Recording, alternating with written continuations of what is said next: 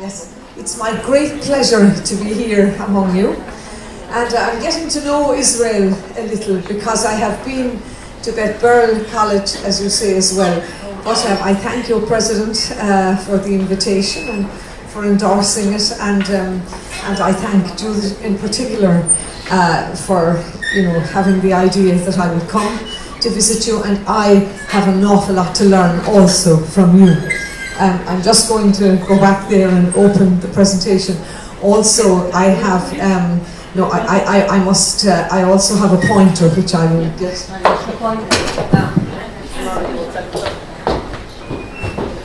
forgot about the pointer.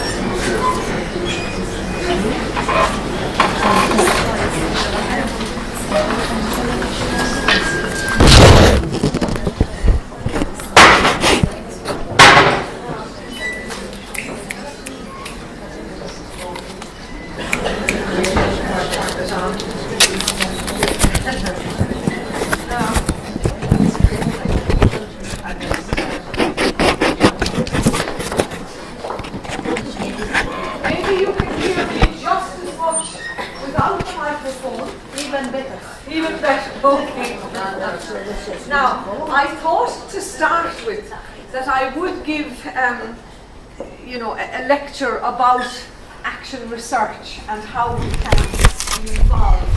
Now, as the day goes on, I can show also work from my own college when we have a break and I can get into it. But meanwhile, I will talk for a lot of this hour, but then in the following 2 sessions, I will try and involve you more. Now, Judith is going to wave if I am going too quickly, because this is my tendency to speak too fast. Okay, but it's nice to be able to visit the various areas of the room. Now, documenting my teaching and student learning, where the my is you. So I think this is key, to try and keep that, the documentation of it and the use, for example, of portfolios in order to hold on to teaching, which can disappear like dry ice. We give great sessions, but often we don't have, let's say, scribes in the room to grasp the main points, and then the moment is lost. But anyway, so here we are in Beersheba. Now, I'm just going to say some introductory slides on the scholarship of teaching and learning in a moment to follow. Now, this is a picture of UCC. It is very much a traditional campus in that you can't hear? Yes, okay, I'll try this, but it's not very good. It's helpful? If it's helpful, I'll continue with it. The university is there since 1845. So, in other words, well over 150 years, and we began the year of the famine in Ireland, which was catastrophic, lost over 4 million people. So anyway, that's the main quadrangle, as you see. So it is very much a classical kind of university. Now, this is where I am. This is my teaching and learning centre here, and it is so close to the seat of power, as it were, in the university. This is the Aula Maxima behind me, and also the council room. So we are very lucky to be on the main campus.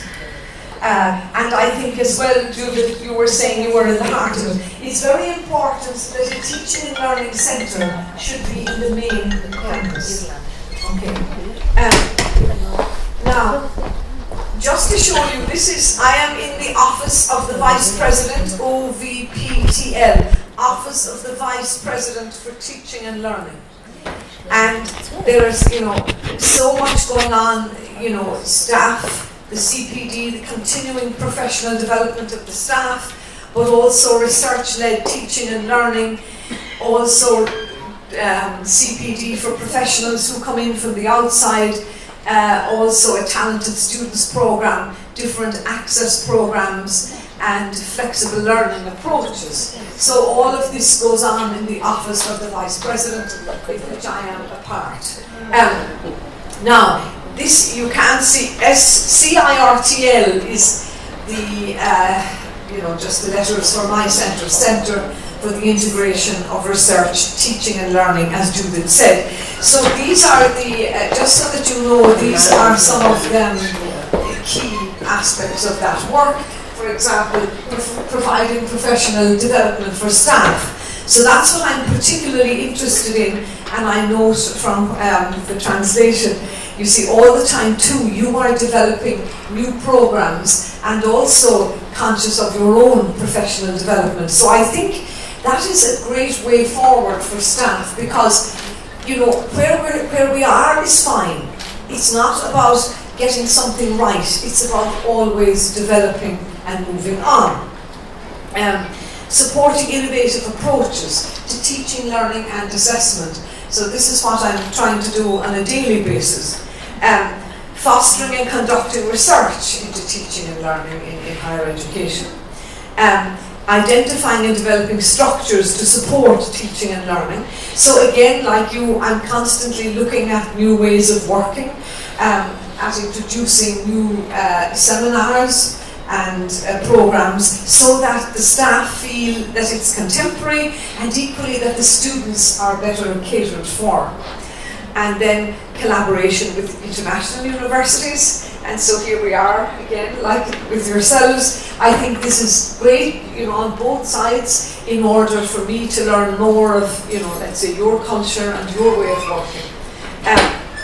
Yes, and finally the provision of courses for visiting lecturers. So we have a program, for example, particularly for Chinese faculty who come, but also some of the other faculty from different countries join us for summer programs and so on. So that gives you some idea. Now, the main thing though I wanted to talk about in a moment is where we're coming from in the light of the Scholarship of Teaching and Learning. But just to show you here, supporting teachers locally. I have a postgraduate certificate, diploma and masters in teaching and learning in higher education. Sorry, you see them down here across the line. Now, in 2007-8, I had, let's say, roughly between 40 and 50 people. But look now, it's 15, 16 and 67, it's gone way up. This is because we put the program online. So I now have 2 fully integrated online programs, and it means the staff can go online in the middle of the night, in the early morning, at the weekend, as suits them. Now, it was murderous work putting it up. It was really difficult.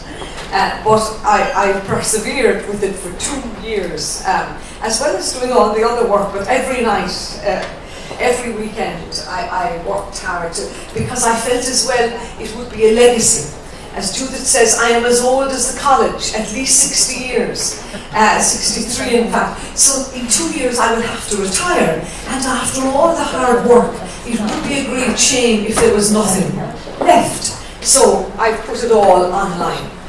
But I won't be going into that much today, but I can show you at lunchtime if you want.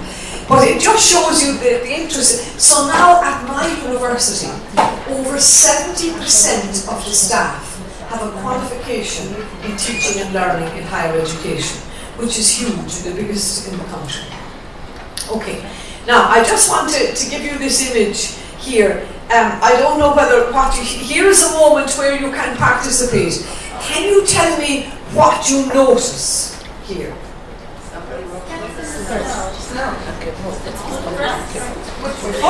Footprints, excellent. Anything else? Light, brilliant, excellent. Now, So this is actually the tetrapod trackway in Valentia Island in County Kerry in Ireland, where 365 million years ago a tetrapod's tracks were caught in that space. Wow. And I am fond of asking, in 365 million years, what will be left of our teaching? Nothing, unless we start really documenting it. Yes. So we need to leave our footprints in the sands and rock of time. And this is the challenge.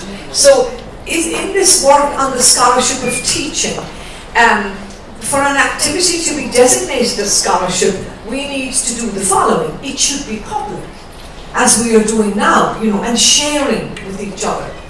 It should be susceptible to critical review and evaluation. Now, in other words, like all good research, the teaching, but often what happens in the classroom, we close the door, there are small little windows, nobody goes into your class, it's your domain, it's a private space, but it's not. It is, as it were, as Lee Shulman would say, it is community property. We have to open up our teaching to everybody else. So it should be accessible for exchange and use by other members of one's community, as in all good research. And again, this is coming from Lee Shulman and Pat Hutchins in the course portfolio, a wonderful book about how to write a portfolio, a bunter program, so that you can actually capture its meaning. But I thought I'd put that there so here we are, as it were, and the light, I see that as related to reflection. We have to reflect, stand back, slow down, slow time. Very difficult in a very busy schedule. But I find making time to write the portfolio, and even still I write various entries myself, it gives you perspective, and that is key. Now, for example, just the mission of universities and third level colleges here, and it's good, I hear that you will be having a closer relationship with Ben Gurion University, and this is good, like we have with the training colleges at home. It's important, there's no distinction, we're doing the same kind of work. It should be very important to have a good relationship with them. So normally the mission of the university goes from teaching and examining, research and scholarship, and engagement with the external community. Now, what's interesting is though, Ernest Boyer in 1990 in the American system, Boyer and others were fed up of the fact that teaching was not getting the same focus as research. People got a research grant, and the first thing they did was buy themselves out of their teaching, as if somehow teaching were second rate and second class. And Boyer said, and others, we have enough of this. And he said, let us look at, let us re-examine what we are at in the university. So up to then, we just had, if you like, discovery. So he said, yes, there is the scholarship of discovery. And just to note, scholarship is a medieval word, an old word that grasps not just the research, but the creativity. And of course, it's interesting, the word research did not exist before the 19th century. But the word scholarship has been with us way back into medieval times and earlier, since the first scholars. So then he said, as well as the scholarship of discovery, there's the scholarship of integration. Now I'll just name them first, where we're integrating ideas. And then the scholarship of application, where we're applying them in the community. And finally, the scholarship of teaching. And then it became the scholarship of teaching and learning. So, it's not that many years ago, 1990, that's still young in terms of, so it takes time for things to develop. Now, if you look at it this way then, Discovery includes traditional scholarship, but also now creative scholarship. So, for example, dance and drama and the arts. And we have some fine dancers here among us that we discovered earlier. So in other words, the scholarship of discovery has to reach out to other than what was considered more narrowly scientific research. Also, integration. I'm very interested in this one, the research between disciplines and how one affects the other. For example, now we have disciplines like bioinformatics. And from other disciplines we learn new methodologies and ways of working. And it opens us up not to be in a silo and too narrow and saying, oh well, this is the way we have always done it. That does not mean it's the best way to do it anymore. Also, the scholarship of application, where theory is taken to practice in the community. But then, of course, the practice of the community equally affects the theory. So, the community isn't a passive thing, rather we're learning how to work with it and how to integrate. And finally, making the link, the teaching, the link between academics and their students. So I always find it highly ironic when people say that, research is more important than teaching. Because of course teaching is the very main way that research is communicated anyway. So if we don't teach well, we are not embedding research well for the future. The main dissemination, in one lecture you might reach 200 people. Maybe only 200 people in 1,000 years will read your article. We forget that. The writing of research papers, research indicates that maybe only a handful of people read the paper. This is why the social media is becoming more important. Why Twitter, for example, is now cited as a source of your impact. Because, for example, your Twitter postings give you another peer review community. Also, you might be able to show what articles are important and so on. So there are different ways. So research, we have to think about how best to use it.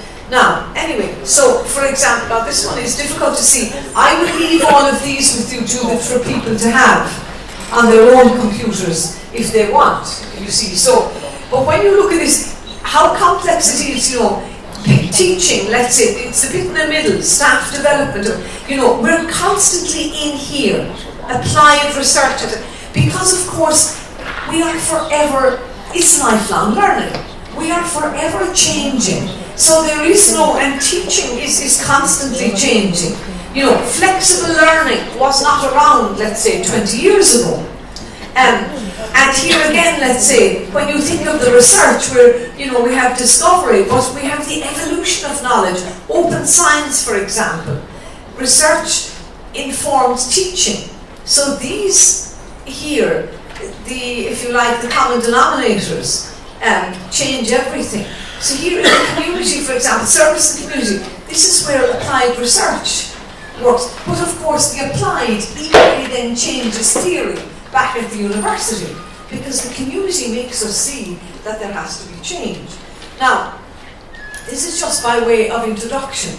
I love this quotation from Frank Rhodes and the university and its critics, which says, we need our best scholars to be our best teachers. And we need them to give the same creative energy to teaching that they give to scholarship and to research and so on. We can read the rest of it. So great teaching can in fact be a form of synthesis and scholarship, of course. So again, there is no dichotomy between teaching and research other than the false one that we have created. And of course, when Humboldt and others in the 19th century began to think of research, Humboldt was in there in the lab. He wasn't thinking of separating the teaching from the research, but with the advent of getting money for the research thing became separate, like a financial thing. But that was never what was meant. And the same, in other words, we have to keep Henry Newman's idea as well, of a liberal education, and at the heart of it that we are learning how to learn all the time. Now, this is a very long piece, but and it's full of quotation. So I must. How much time have I to do this on this again? Now I have until it's 20 past now 10 until 11. In a second. In a second. You just go. I think it is till 20 past 11. Go ahead. And we're having the break. You Yes, I think so I have plenty of time. Now, however, I won't necessarily stress all of these slides because I will be giving them to you. But what I have done in part one, I have the introduction, which we've just had a look at. And in this part one, I am going to take a series of quotations from Donald Schoen's incredible article. I'm sure some of you know it well, the Knowing in Action. Sorry? 15 minutes, yes, okay. So I'll just signpost some things. Now, just to give you I don't know, do you know that article, or you know Schoen's work, Donald Schoen, naturally as educators, but particularly in this article, he is responding. He responds to Ernest Boyer. Boyer writes in 1990 the book Scholarship Reconsidered. I have just outlined for you the 4 scholarships. And for the first time he acknowledges that teaching is a form of scholarship. 5 years later, Donald Schoen responds in a magnificent article called Knowing in Action. And I think, it changed the face after that of how the scholarship of teaching and learning was seen. So it's a seminal article for you to read, and I have, at the end, I have a bibliography for it. So I'm only going to give a very quick tour of some of these key moments, and you, at your leisure, can read I have about 59 slides in there, but I'll give you a guided tour through it, and then now, just the first few I will read, because they're vital. You know that famous phrase, in the varied topography of professional practice, there is a high, hard ground overlooking a swamp. You know that image he has of the swamp and the lowland swamps. On the high ground, manageable problems lend themselves to solution. Yes, I might read some of it from here because through the use of research-based theory and technique. However, in the swampy lowlands, problems are messy and confusing and incapable of technical solution. And the point is, we never step twice into the same classroom. There are so many variables, so many wonderful things happening. So it's all fine when you're looking at it, the positivist scientific method, which of course is vital also, but the classroom is a much messier place. So this is the reference here. It's from 1995, as I said, 5 years, November, December, and from Change magazine. So these are just extracts. Now he writes the full article that you can get. If you key it in to the internet, it will come up immediately. But anyway, he goes on to say, the irony of this situation is that the problems of the high ground tend to be relatively unimportant to individuals or to society at large, however great their technical interest may be, while in the swamp lie the problems of greatest human concern. The practitioner is confronted with a choice. Some of them, like all of us, choose the swampy lowland, deliberately immersing themselves in confusing but critically important situations. When they are asked to describe their method of inquiry, they speak of experience, of trial and error, of intuition, of muddling through. When teachers operate in this vein, they tend to be afflicted with a nagging sense of inferiority in relation to those who present themselves as models of technical rigour. Because of course you can't just have, as we know in the statistics, it's all fine on that level. But in qualitative research, which begets so much of teaching, validity and reliability work differently. Anyway, so teaching as scholarship, he goes on to say, breeds new forms of knowledge.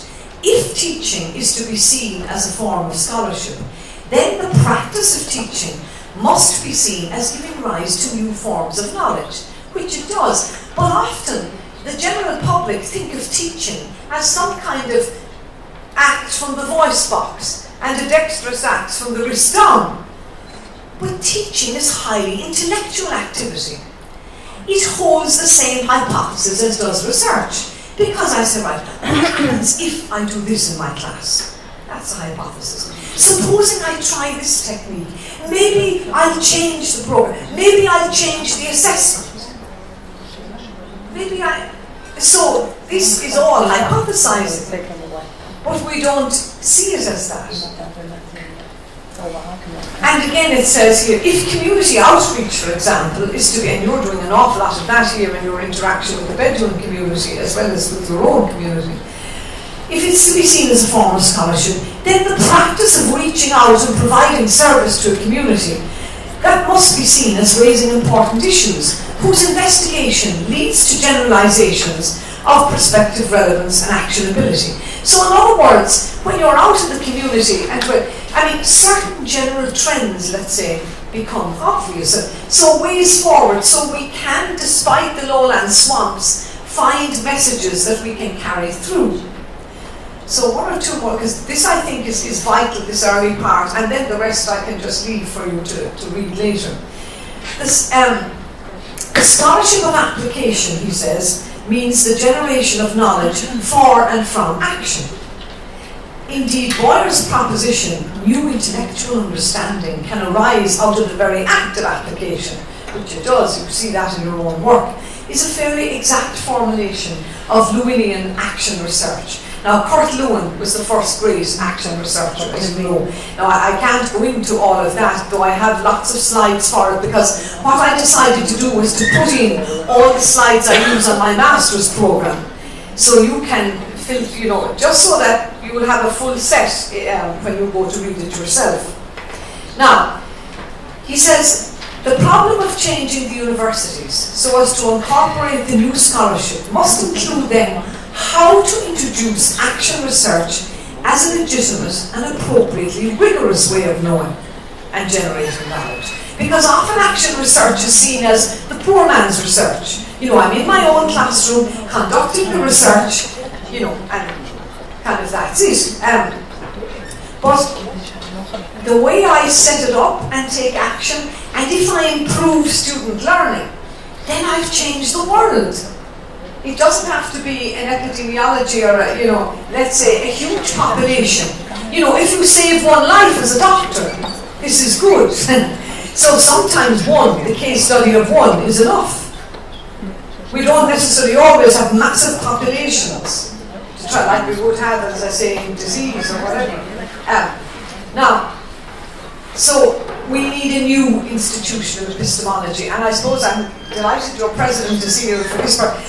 We need, and it's quite clear from what you were saying, you're always interested in change as an institution. So the universities, for example, have to change. There is the obsession with research in the funding sense, but epistemology as a way of knowing, we have to respect as well all the more creative ways of knowing and the interaction with students, which are not so easily captured in a statistic, but where you have to work in other ways. Now, a little word on the Deweyan inquiry, I think, is a great help, the work of John Dewey, which you would know so well in teacher education. And all of this, it's in quotation because I'm taking it from the article. And of course, Dewey had a huge influence on Donald Shaw. The new forms of scholarship advocated by Boyer and others lie much closer to practice. And of course, that's what you and I are doing. We are also practitioners, professionals out there, helping people to teach. And then again, it has a double impact, a double whammy, because we teach them and they teach the students. And if we muck up the teaching of them, then the teaching of the students is a disaster. So we are very much involved in practice. He says, Sean does, they proceed through design inquiry in the Deweyan sense. What does that mean? They are infused with a tacit knowing that their practitioners usually cannot describe. So very often when you talk to a good practitioner, they perform well, but they don't name the parts. And we need to do both. He says here, at least without observation and reflection devoted to that purpose, you have to make the tacit explicit. And they are inimical to the conditions of control and distance that are essential to technical rationality. So this is why, just to make it simpler, why people, as it were, scientists tend to be more suspicious of methodologies in education. Because, of course, the conditions of control and distance don't apply. That doesn't mean that the teaching and documenting it is less rigorous. It just means it works differently. The rigor comes about differently, through triangulation, for example.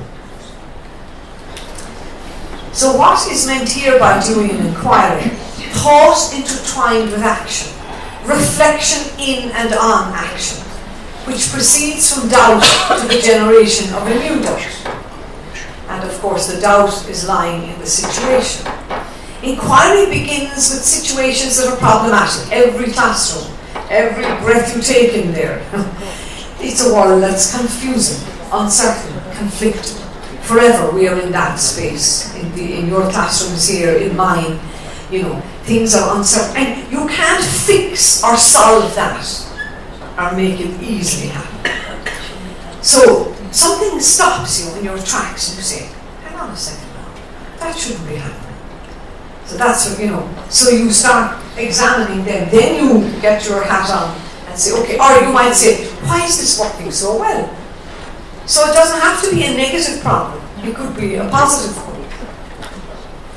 The inquiry must construct meaning and frame the problem of the situation, setting the stage for problem solving. So we are constantly constructing meaning as the faculty of the college, and trying to frame the problem and help our students to frame it. So I have, by the end of this presentation, lots of frames for you to look at. The question is not only have I solved the problem, but do I like the new problems I have created? And of course that is the hallmark of good research. It's not that you're trying to answer, it's that you come up with a better question. And of course you have to teach people how to do that. Now I'll just put it, yes, now this is a key slide this way, I think. You see, this is the world we're in, the intrusive process of making things under conditions of complexity and uncertainty that you're doing every day. So for example, a lawyer's design of a case or a legal argument. New piece of evidence, of course, can change all that. You've seen dramatic court cases on television where all of a sudden something happens and then everything changes or collapses. The physician's construction of a diagnosis. This again is dynamic and changing. The original diagnosis might not be right. Our construction of a lesson plan. You've planned one way, you go in and the child faints or something in the class, or that's only a very, but suddenly a student asks a question, and it's a teachable moment, and you should go with the question and not the lesson plan. So that's what's meant by dynamic design. But it's not like your kitchen, tomorrow the microwave will be in the same place it was yesterday, but not in the case in the classroom. So design inquiry is what we need to be doing, and that's why I'm a bit obsessed with curriculum design in our own work, and we'll come to some of that later in the second presentation. So now I just want to get to the part where it talks of transferability, which is just coming up next. Sean is clear to point out, that, for example, we have to frame the problem, but notice the last sentence here, when he's talking about you must still test the validity, actionability, and input in the practice. In other words, it's not just a question in action research of anything goes. You have to have reliability and rigor. It must account for, I'm reading from the middle again, and legitimise not only the use of knowledge produced in the academy, but the practitioner's generation of actionable knowledge in the form of models or prototypes that can be carried over by reflective transfer. Now this is the main thing, to new situations. So though each situation is different, See, you are not looking for the covering laws of the scientist, but you are looking for reflective transfer. Now, all I've managed to do really is get through this first part, but what I do throughout the presentation, I'll just tell you about it, and then I'm going to stop. So I'll come down from here, we just leave that wonderful quotation up. So there are 3 parts to this. Now I knew this, that I wouldn't be necessarily going through it all, because I'm more interested as well in getting to the second part, and then we can come back. But you'll find, so part 1 of that presentation goes through some key quotations, as I have been reading from Donald Schoen's article, to underline the fact that action research is a very viable way of working, in other words, looking at my own practice, but its terms of validity and reliability and rigour work differently. I triangulate, for example, through this looking at the student work, through looking at the syllabus, through matching the two, through artefacts, portfolios, group work, and so on. So when I look at them holistically, they give me the true picture, just as the statistics might in epidemiology. Now, the second part then, which we're not going to get to, but which you have, is going to go into the 3 kinds of research. You know, the positivist, and so we come more to statistics, then the interpretative, where we're doing participant observation, but then the third one is about action research, and I give you a few slides on that, and people like Jean McNiff and others, I'm sure you know, who talk of it. But also there's a very interesting critique just by a guy called Gosling in an article that I cite in it as well, with Caroline Kreber's work, who is a SoTL scholar, a scholarship of teaching and learning person. And Gosling says, look, the problem with action research is that theorists often presume that it's linear. That in other words, you can go, you know, what's the problem, what will I do about it, how will I look at it? But it doesn't always come like that. It doesn't come in a line, it's dynamic. So that's key. So even though I like G. McNiff's work, sometimes I find there's a tyranny of it's too procedural. So he's saying not everything is a problem in the negative sense. And I'll come back to that afterwards. And then the third part talks about the portfolio. I have found various kinds of portfolio. And I'll just finish on this bit then. The teaching portfolio, the course portfolio, and the inquiry portfolio. And they're all, the teaching portfolio is like one you'd have, let's say, an exhibition portfolio. So one entry might be on assessment, another might be on, some encounter a student had with a parent, and so on, different. Another might be on literacy and so on. But so it's more an exhibition portfolio about the scope of your work. But the course portfolio is a different animal. I use that in the second year. You take a course apart, and I'll show you later about that. You looking at its design, its teaching, and its learning. So you go deep, so it's all about student learning. And then the inquiry portfolio I use in the Masters is all about the research question. So there's a section on that in the paper because it shows, if you like, how, you see, a portfolio is a wonderfully flexible tool. It's a marvellous way of harnessing things. It's like a cubist painting. You can shoot through different entries at different angles and get a holistic picture and a rich dialogue.